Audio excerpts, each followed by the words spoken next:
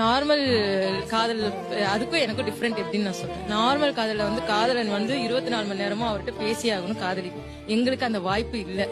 அதே மாதிரி ஏதாவது ஒரு பொருள் வாங்கி கொடுத்து இம்ப்ரெஸ் பண்ணணும். எங்களுக்கு இவருக்கு வேலை இல்ல, எனக்கு தேவையும் இல்ல. அப்படி இருக்கிற பட்சத்துல எனக்காக ஒவ்வொரு இடத்துக்கு போகும்போது இந்த பேக் எல்லாம் அவர் தான் வாங்கி கொடுத்தாரு.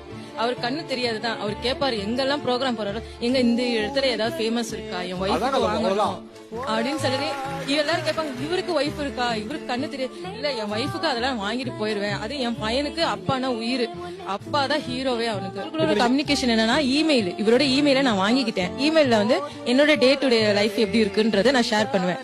இவரு தன்னோட டே டு டே, நாங்க அப்பயே படிக்க முடியாது, நெக்ஸ்ட் டே இவர்கிட்ட இருந்து மெசேஜ் வந்து படிச்சுட்டு அன்னைக்கு நைட் உட்காந்து எழுதிட்டு அவர் அடுத்த நாள் படிப்பார். எல்லாத்துக்கும் ஒரு இலக்கணம் வச்சிருவோம்.